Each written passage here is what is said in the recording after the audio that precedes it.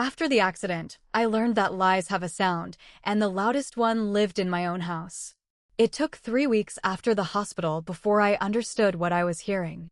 Declan hosted dinner that night, guiding me to my chair like I might fall over if he let go too soon. He poured wine for our guests before I'd even sat down. He smiled at me the way he always smiled when he wanted a room to like him, warm on the surface, measured underneath. "She still tires fast," he said, resting a hand on my shoulder.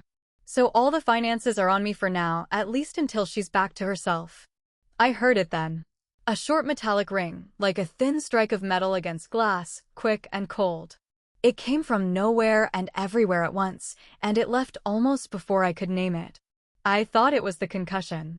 The doctors had warned me about strange sensations, ringing in the ears, flashes of light. I said nothing and passed the bread basket. Our guests nodded along, the way people nod when they've decided a story is kind. One of them, a colleague of Declan's named Priya, told me how lucky I was to have a husband who'd taken charge so completely. I smiled and said yes, very lucky, and felt the sound settle somewhere behind my sternum like a stone dropped into still water. The next morning we sat across from a claims adjuster at the insurance office, a woman named Farah with a laminated badge and a stack of folders taller than her coffee cup. She asked me about the crash directly, the impact, the weeks I still couldn't remember clearly. I opened my mouth to answer. Declan leaned forward first, resting his forearms on her desk. "She doesn't recall the details well," he said. "I handle the paperwork now, it's easier for everyone." The ring came again, sharper this time, almost a slap. Farah gave me an uncomfortable smile and turned her screen toward him instead, angling it so only he could see the numbers. She spoke to him for the rest of the meeting, using my name in the third person, as if I'd stepped out of the room even though I was sitting right beside him. I watched her mouth move and thought about the sound, about where it had come from, about why it only happened when he spoke and never when anyone else in the room did. I did not have a name for it yet. I only knew it arrived like a small blow, quick and precise, gone before I could hold on to it long enough to examine it. That same week we stopped at the grocery store on the way home from a physical therapy appointment. I reached for my wallet at the register out of habit. Declan's hand was already there, tapping his own card before mine had cleared my pocket. "I'll get this," he said, smiling at the cashier. "She's not supposed to be carrying much yet. Doctor's orders." The cashier laughed politely. I didn't. The ring rang, quiet and flat, and I filed it away with the others, a small deposit into an account I hadn't realized I was keeping. A week later we went to a dinner hosted by one of Declan's clients, a low-lit restaurant with a private back room and placed cards at every seat. Someone asked me, early on, what I did for work, a perfectly ordinary question at a table full of strangers. Before I could answer, Declan cut in with a short laugh and said I was taking some time off to recover, that we were handling things together for now. The client's wife, a woman I'd never met, patted my hand across the table and said how nice it was that I had someone to lean on. I thanked her, because that was the easiest thing to say, and felt the ring land somewhere behind my ribs, the same cold strike as always. Later, in the car, Declan told me I'd seemed a little quiet tonight and asked if I was feeling all right, and I said I was fine, because by then fine had become the fastest way out of any conversation with him. 3 nights later his mother came for dinner. Alwyn Sutterfield sat at the head of the table because Declan always gave her that seat, out of some old habit of deference neither of them had ever explained to me. She wore a brooch shaped like a wren, pinned slightly crooked, and before she said anything at all, her fingers found it and straightened it against her collar. She did this every time, as if the words needed the brooch fixed first, as if speech itself required a small adjustment of posture before it could begin.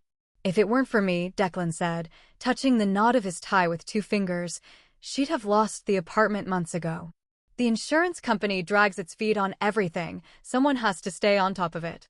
The ring hit so hard I set my fork down against the plate, the small clink lost under the sound only I could hear. Alwyn touched her brooch again and said nothing. She never said anything, not really, not in a way that could be quoted back to her later. I looked at my husband's hand still resting near his collar and understood, without being able to prove it yet, that the gesture was not a nervous habit. It was punctuation. He used it before every sentence that reshaped the truth in his favor, the way other people clear their throats before a difficult announcement. I excused myself before dessert and went to the hallway, where my grandfather's watch sat on the side table, exactly where I'd left it that morning. I wound it the way I did every day, the small crank turning under my thumb, the second hand catching and moving forward in its patient, mechanical way. It was the one thing in the house that ran on my schedule and no one else's, the one small machine that answered to nobody's version of events, but its own. The following week, I had lunch with Maura Penhaligon, my neighbor from 2 doors down, at a diner she picked without asking me what I wanted first. Maura never asked how I was doing in that careful voice people use for the recently injured, the voice that expects a fragile answer and gets uncomfortable with anything else. She asked me what I actually felt like eating, decided I was taking too long to answer, and ordered for both of us before I could change my mind. "I heard him through your kitchen window last month," she said, stirring her coffee without looking up. He wasn't yelling. That was the strange part. He just kept saying the same sentence about your accounts over and over, very calm, like he was reading you a bedtime story you hadn't asked for. I didn't answer right away. She didn't push. She just refilled my water glass from the pitcher on the table and changed the subject to her garden, to a fence her neighbor on the other side kept threatening to move. And I understood that some people wait for you to be ready instead of needing you to explain yourself first. The clinic called the house later that week to confirm a routine follow-up, and I answered on the second ring, glad for once to reach the phone first. Declan came in from the garage before I'd finished giving my own date of birth, took the receiver gently out of my hand, and told the scheduler he'd handle it from here, since he kept the calendar for both of us now. He booked the appointment for a Tuesday I already knew I had plans on, thanked them, and hung up before I could correct either mistake. The ring came, small and ordinary, barely worth noticing any more among all the others. 2 days after that I went with Declan to see his neurologist's colleague, Kiva Donnelly, for a follow-up on the concussion symptoms. I told her about the ringing sound, half expecting her to write it off as a lingering effect of the crash, one more strange signal from a brain still repairing itself. She didn't dismiss it. She listened with her pen resting untouched on a small notebook, and while she listened, she drew tiny squares in the margin, one after another, evenly spaced, even though she wasn't taking a single note. "Symptoms can lie to you," she said, setting the pen down at last. "Documents can't." I asked her what she meant by that. She said the sound might be real in some clinical sense, or it might be my mind translating something I already knew but hadn't let myself say out loud. Either way, she told me, don't build a case on a feeling, no matter how convincing the feeling is. Build it on paper, on numbers, on things another person could look at and confirm without needing to trust my ears. I wrote that down on my phone before I left her office, in a note I titled Nothing in Particular. It became the only rule I followed for the next 4 months, longer than any diet or resolution I'd ever managed to keep. At home that evening, Declan asked where I'd been, his tone light, curious, the tone of a man asking about the weather. I told him. He nodded, adjusted his tie, and said it was good I was getting professional help, since my judgment had been unreliable since the crash, and it was better if someone kept an eye on things until that improved. The ring came again, small and precise, landing right on the word unreliable like a needle finding a vein. I smiled at him and said nothing at all. I had started, without fully deciding to, keeping a private inventory of every sentence that made that sound, a ledger nobody else could see, growing heavier by the week. The trigger came on an ordinary Tuesday morning, 3 weeks into that inventory. Declan was working from the house because a pipe was being repaired at his office downtown, and he'd set up at the kitchen counter with his laptop, his phone, and a coffee going cold beside him. His phone rang around 10. He stepped out to the back porch to take the call, leaving his laptop open on the counter, the screen still lit from whatever he'd last been looking at.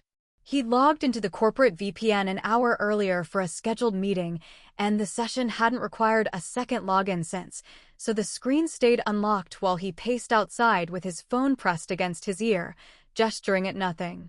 I wasn't looking for anything.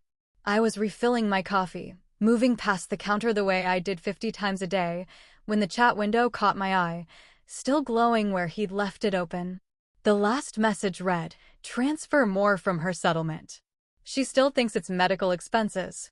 Beside it sat an open spreadsheet, rows and rows of transfers with dates and amounts. Everything was organized with the same careful precision Declan brought to anything he wanted to look legitimate. I recognized the last 4 digits of one account number immediately, the way you recognize a phone number you've dialed 1,000 times without ever memorizing it on purpose. They matched the insurance payout that had come in after my accident, the one Declan had told me was sitting untouched in a savings account, waiting for my recovery to catch up with it. The ring that hit me then was the loudest one yet, so loud I actually flinched and had to set my mug down before I dropped it. I didn't touch the laptop. I didn't need to. I photographed the screen with my phone from across the counter, angling it so the glare wouldn't hide the numbers, then walked back to the coffee pot and finished pouring like nothing in the world had changed.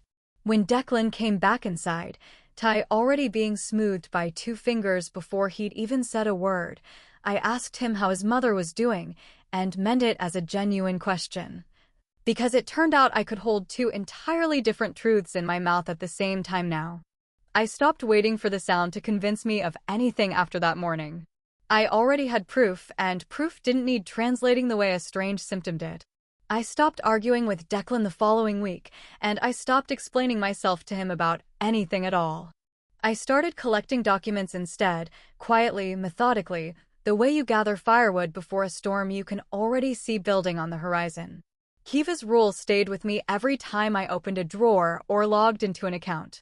Symptoms can lie. Documents can't. I met Lynette Carden through a friend from my old finance job, a lawyer who specialized in cases exactly like mine, the kind of case that starts as a marriage and ends as a financial reconstruction.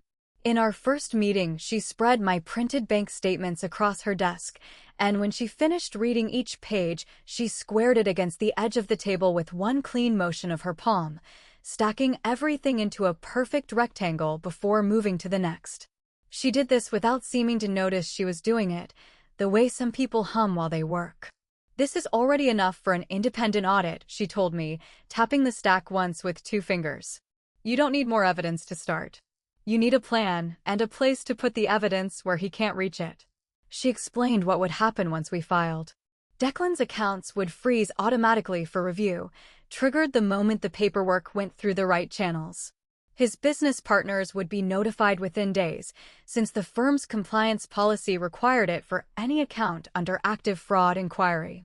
I asked her if that meant he'd know it was me right away. She said he'd know eventually, once the freeze hit, but by the time he understood what had happened, there would be nothing left for him to undo. I liked the shape of that sentence. I kept turning it over on the drive home, the way you turn over a stone to see what's underneath. She also told me, before I left her office that day, that cases like mine rarely moved fast, and that the waiting itself would be its own kind of test, one I'd already been passing for years without a name for it. I opened a separate account that same week, using my maiden name at a bank across town, one Declan had never set foot in and had no login to. The deposits would land somewhere he had no reason to check, since the 2 accounts lived at entirely different banks. He'd stopped asking about my job search months earlier, certain I was too fragile to work again, and that certainty became the exact gap I needed. That same night, Declan asked to see the bank app on my phone, just to check the balance on your recovery fund, he said, holding out his hand like it was the most natural request in the world. I unlocked it and handed it over without hesitation, because the new account lived nowhere near that screen, tucked behind a different login entirely. He scrolled for a moment, nodded, smoothed his tie, and gave the phone back without comment. The ring rang once, faint, almost apologetic, as if even it understood he'd found nothing worth reporting. Bryce Kenworthy offered me that job 2 weeks later, a position running financial controls for a mid-sized logistics firm downtown, the kind of company that moved freight and money in roughly equal volume. He read through my references with his jacket off, a habit I noticed the moment I walked into his office, no matter that it was February and the heating in that building barely worked. He said the cold helped him think that a jacket made everything feel too comfortable to take seriously. "You catch things people miss," he said, sliding the contract across his desk. "I need someone who notices when numbers don't behave the way they're supposed to." I signed it that afternoon, right there in his office, using a pen he kept in a mug labeled "World's Okayest Boss," a gift from a previous employee. Declan still knew nothing. At work, Bryce gave me my own login to the reconciliation software on my second day. The previous quarter's numbers didn't add up, and nobody had figured out why. I spent 2 weeks learning where things lived, which accounts fed which reports, who signed off on what. Bryce checked in most afternoons, jacket already off, asking what I'd found instead of what I'd done. By the third week, I noticed a pattern in a vendor account that didn't belong to Declan's company at all. I flagged it to Bryce out of professional instinct, and he said that instinct was exactly why he'd hired me over 2 more experienced candidates. I didn't tell him yet that I recognized the shape of it, a small amount moving sideways before it moved anywhere useful. I'd seen that shape before on a different screen, in a different house. I found a small apartment across town through a listing that let me sign the lease entirely online, an electronic signature and a wire transfer, with the keys held at Lynette's office until I was ready for them. That arrangement existed because the building's management company had switched to a digital leasing platform the year before, one that didn't require an in-person visit until move-in day. Declan never saw a single email about it, since I'd routed everything through a new address he didn't know existed, one I'd created on a public computer at the library rather than on any device he could access. Moving in took longer than I expected, mostly because I did it in pieces, an hour here and there, so Declan wouldn't notice long absences from the house. The watch came first, wrapped in a scarf at the bottom of my bag, before the bed frame or the kettle or anything else. I bought a bed frame next, then a kettle, then a lamp with a warm yellow shade that looked nothing like the cold white lighting in our old kitchen. Maura helped me carry boxes up 2 flights of stairs on a Saturday when Declan thought I was at a follow-up appointment. She didn't ask why I needed an apartment. She just handed me a box marked kitchen and told me to walk faster. Her knees weren't getting any younger, and she had a roast in the oven. We sat on the bare floor afterward, eating sandwiches out of the paper they'd come wrapped in. She looked around at the half-empty rooms and said it already felt more like a home than the house I was leaving, and she couldn't explain why, since there was barely any furniture in it yet. I understood exactly what she meant. The air in that apartment didn't have his voice in it. I spent that first night alone, sitting on the floor with my back against the wall since the couch hadn't arrived yet, listening to the building settle around me, pipes ticking behind the walls, a neighbor's television murmuring through the floor.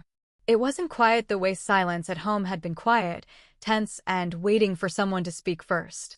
It was just ordinary noise, nobody's noise but its own. Meanwhile, without either of us knowing about the other, Gareth Quaid had started his own audit inside Declan's company. He was the internal reviewer assigned to reconcile a discrepancy in the client trust accounts, a routine flag that had escalated once the numbers refused to balance, no matter how many times he ran them. He found the same irregularities I had, approaching them from the opposite direction, starting from the company's books instead of my own bank statements. Whenever he described a finding to his team, he clicked the cap of his marker against his palm, a small nervous rhythm that got faster the closer he got to an answer he didn't like. I didn't know his name yet. I only knew, from a mutual contact at Lynette's firm, that someone inside Declan's office was already asking questions that matched mine almost exactly. Declan's mother called me on a Tuesday, something she almost never did without Declan on the line first. She asked how I was settling back into normal life, her voice pleasant, careful, the kind of careful that has years of practice behind it. I heard fabric shift near the receiver, and I pictured her fingers finding her brooch out of habit, even though there was no one in the room to see it. She asked, almost as an afterthought, whether Declan and I had discussed opening any new accounts lately. I told her I didn't discuss finances anymore, since apparently I wasn't reliable enough to be trusted with them these days. She laughed a small, uncomfortable laugh and changed the subject to the weather. I let her. Declan noticed the change in me before he understood it. I stopped apologizing when dinner ran late. I stopped asking permission to see friends or explaining where I'd been when I got home a little after dark. I answered his questions in fewer words and volunteered nothing extra, which for a man used to filling every silence himself, felt like a door quietly closing somewhere in the house. He tried harder to compensate. He picked up my phone once while I was in the shower and set it back down exactly where he'd found it, an inch off from where I'd actually left it, which was how I knew. He started asking where I'd parked, what I'd bought, who I'd talked to at the pharmacy, small questions dressed up as concern. He brought up money more often, not less, always framed as worry for me, always ending with his fingers finding the knot of his tie. "You've been distant," he said one night, standing in the kitchen doorway. "Is something wrong with us?" The ring came, quiet this time, almost gentle, more warning than accusation. I told him I was just tired. He believed it, because tired fit the story he'd already built about me, the fragile wife who needed managing until she came back to herself, whatever version of herself he'd decided that was. By the end of that stretch, I had 6 months of transfers documented. I had copies of every message I could get, a signed lease, a new job, a growing folder in Lynette's locked drawer. I had a separate life running quietly underneath the one Declan still thought he controlled, backed up automatically the moment anything new went in, so nothing could vanish if he ever grew suspicious enough to check my devices. I still wound the watch every morning, out of habit more than meaning by then, some mornings barely noticing I'd done it at all, the way you stop noticing your own heartbeat. The confrontation happened in a conference room on the 14th floor of Declan's company. It was a quarterly board meeting, scheduled weeks earlier for entirely ordinary business. Nobody in that room knew yet what it would become. The executive committee was there, along with 2 outside auditors and corporate counsel, all seated around a long table with water glasses nobody was drinking. Gareth was there too, near the back, marker already in hand. He'd been called in for exactly this. By then he'd connected his internal findings to a formal request from an outside law firm looking into a related set of transfers. That firm was Lynette's.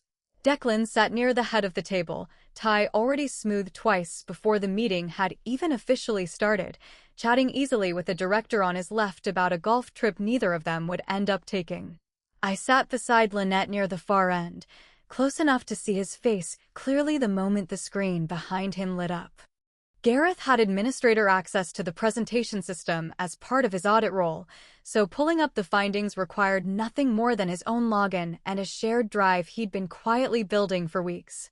The first slide showed a timeline of my insurance settlement, dates lined up in a neat column. The second showed the transfers out of that account into a business line Declan controlled, arrows connecting one number to the next. The third showed the messages themselves, my exact messages about medical expenses, pulled from a company server that logged everything by policy, a policy Declan himself had approved 2 years earlier without ever imagining it would be used against him. Someone in finance actually laughed once, a short, disbelieving sound, before catching herself and covering her mouth with her hand. Declan reached for his tie again. His fingers found the knot and pressed it, the same gesture that had worked for years, the one that always came before he reshaped a room's understanding of him into something more flattering. This time nothing followed it. No sentence. No explanation. Just his hand, frozen against his collar, while the fourth slide loaded behind him. "This isn't an error," one of the directors said quietly, reading the numbers twice, as if a third reading might change them. "This is a pattern." Another director, an older woman named Cordelia who'd sat on the board longer than anyone else in the room, pulled off her glasses and set them down on the table with a small, deliberate click. She asked Gareth to walk back to the second slide, then studied the dates for a long moment without speaking. When she finally looked up, she looked past Declan entirely and addressed corporate counsel instead, asking how quickly his signing authority could be suspended. Nobody answered her right away. Nobody needed to. Lynette stood then, unhurried, and asked the room's permission to speak, which Cordelia granted with a single nod. She laid out the timeline in plain terms, the settlement date, the first transfer, the pattern that repeated itself every few weeks for months. She didn't raise her voice. She didn't need to, since the numbers on the screen behind her were already doing that work for her. When she finished, she folded her hands on the table and waited, the same stillness she brought to every meeting in her own office. Gareth stopped clicking his marker. He set it down on the table entirely, as if the sound itself had become unnecessary now that the proof was already speaking for him. Lynette slid one final document across the table, a bank letter confirming every transfer under Declan's own signature, and didn't say a single word. She didn't need to. The room did not go silent, which surprised me more than anything else that day. It got louder. People started flipping through their own printed copies, asking each other direct questions, calling down to legal on speakerphone before the meeting had even formally ended. Someone near the window was already drafting a statement for the compliance file on a laptop of their own. Declan's mother wasn't there, but I thought of her anyway, of the brooch she'd have reached for if she had been, and how there was no gesture left in the world that could fix what was on that screen. I didn't say anything either. I didn't need to. The bank's letter did the talking, stamped and dated, confirming everything I'd known since the morning his laptop stayed open on the counter and a chat window told me the truth before he ever could. 3 days later, Declan came to my new apartment, the one he hadn't known existed until his lawyer forced disclosure of my address as part of the proceedings. He stood in the doorway, still in a work shirt, and said it could all be explained, that context mattered, that I didn't understand the pressure he'd been under for years, the debts he'd inherited, the choices that had felt smaller at the time than they looked now. His fingers went to his tie without him seeming to notice they'd moved at all. I picked up the watch from the hallway table and wound it slowly while he talked, the small crank turning under my thumb the way it had every morning for months, steady, unbothered by anything he was saying. "The time you took from me isn't yours anymore," I said. I paused before I said the rest, letting the silence sit there between us for a moment. "And neither is my money." I closed the door. I don't hear the ring anymore, not the way I used to. I didn't need a strange symptom to tell me the truth once I'd learned to look for it in what people actually did instead of what they said out loud. The watch still sits on my table every morning. I wind it myself now on my own time, for no one's schedule but mine. Some mornings I catch myself smiling while I do it, for no reason I could explain to anyone who asked. So tell me honestly, would you have walked away the moment you saw that laptop screen, or would you have needed the whole boardroom to believe you first? If this story hit you, hit like and subscribe so the next one finds you too.